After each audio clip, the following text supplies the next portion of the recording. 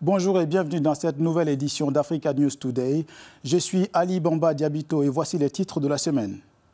Au Proche-Orient, Bachar al-Assad est tombé. Pour les déplacés syriens au Liban, c'est l'heure de rentrer chez eux.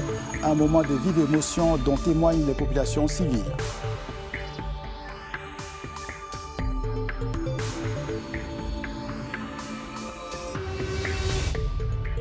La chute du régime de Bachar al-Assad après 50 ans de règne familial fait réagir la diaspora syrienne au moment où les insurgés écrivent une nouvelle page de l'histoire du pays.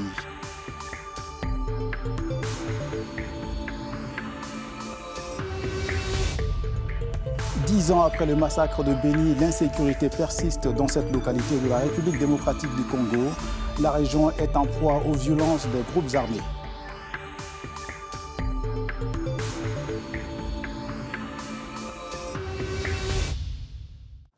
Des centaines de déplacés syriens traversent la frontière libanaise pour retrouver leur pays à l'annonce de la chute de Bachar al-Assad. Que d'émotions sur le chemin du retour à l'heure où les forces de l'opposition entrent à Damas pour la première fois depuis 2018. C'est la conséquence de la chute dimanche de Bachar al-Assad. Des Syriens exilés au Liban rentrent au bercail. Des centaines tentent de franchir le poste frontière de Masna entre la Syrie et le Liban, à pied ou en voiture. Ils ne cachent pas leur bonheur de retrouver leur pays, libéré de la famille Assad après un demi-siècle de règne. Aujourd'hui, notre bonheur est indescriptible et inestimable, car ce qui se passe actuellement à Damas profitera à toutes les nations arabes. La ville de Damas étant la mère des Arabes. Le Liban a déclaré qu'il fermait tous ses points de passage terrestre avec la Syrie, à l'exception de Masna, qui relie Beyrouth à Damas.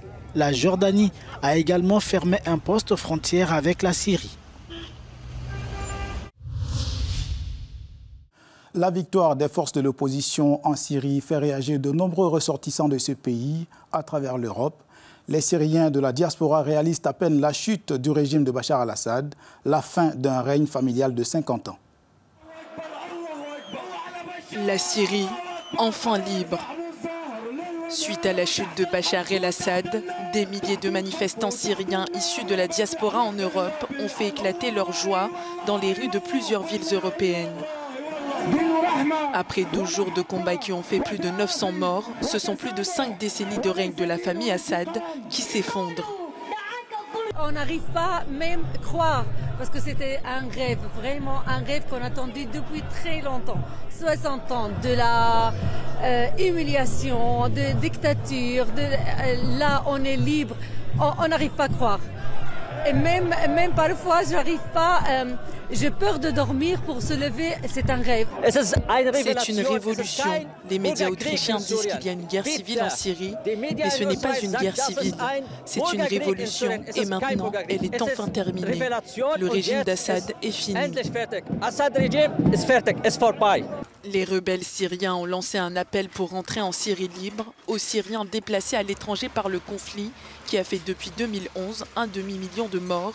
Selon l'agence de l'ONU pour les réfugiés, la guerre civile a contraint plus de 14 millions de personnes à fuir leur domicile.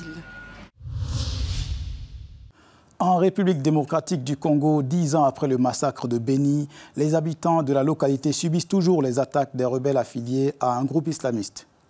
Une insécurité qui fait régner un climat de peur et d'incertitude chez les villageois. 10 ans que le premier massacre civil a ensanglanté les villages d'Engadi en République démocratique du Congo. Dans la zone, la terreur règne alimentée par les ADF, des rebelles affiliés à un groupe islamiste. Les habitants vivent dans la peur, hantés par les souvenirs de leurs proches disparus. Baloulou Moussekoussé, chef du village, se souvient de ces massacres comme si c'était hier. Les massacres ont commencé au rond-point. Là-bas, ils ont tué le commandant Matadi. Après, ils ont tué la femme d'un militaire avec ses 2 enfants. Et ils ont continué leur marche funèbre. Ils sont venus ici, ils ont tué mon fils Gaïzo. Et en partant, ils ont tué aussi un lieutenant de ce côté-là. Le massacre se poursuit dans la région, réveillant des traumatismes du passé. Ebike Gérard, rescapé du premier massacre de 2014, porte encore des stigmates de cette nuit d'horreur. J'habitais près des eucalyptus où j'étais assis à ce moment-là et ils sont arrivés. Ils m'ont tiré dans la jambe, je suis tombé. Ils ont continué à tirer au niveau de mon ventre. Je suis resté en train de pleurer et ils ont cru que j'étais mort. En voyant cela, ils m'ont laissé et sont partis chez un couple voisin qu'ils ont éliminé sur place. Selon la société civile de Beni, plus de 17 000 personnes ont été assassinées. Un espace a été aménagé pour honorer leur mémoire. Leurs proches viennent souvent leur rendre hommage, espérant un jour obtenir justice. Que la justice soit rendue et que les massacres prennent fin, car nous voulons vivre dans la paix. Nous avons perdu beaucoup de nos proches dans ces massacres, et ce que nous demandons aujourd'hui à ceux qui nous soutiennent, c'est la justice. Des opérations militaires sont menées dans la zone, conjointe entre l'armée congolaise et l'armée ougandaise. Mais ces efforts n'ont toujours pas réussi à mettre définitivement fin à la violence. La semaine dernière, au moins 10 civils ont été tués, rapportait l'armée. Une entreprise marocaine fournit désormais des tests de dépistage pour la variole du singe. Il s'agit d'une première en Afrique à l'heure où le continent multiplie les efforts afin de réduire sa dépendance à l'offre médicale extérieure. Alors que les autorités sanitaires mondiales s'efforcent d'endiguer l'épidémie de Mpox en Afrique de l'Est et dans le monde entier, le Maroc vient de produire les premiers tests de dépistage du virus en Afrique. Développés par la start-up marocaine Moldiag, les tests sont d'ores et déjà vendus 5 $ l'unité au Sénégal et au Nigeria.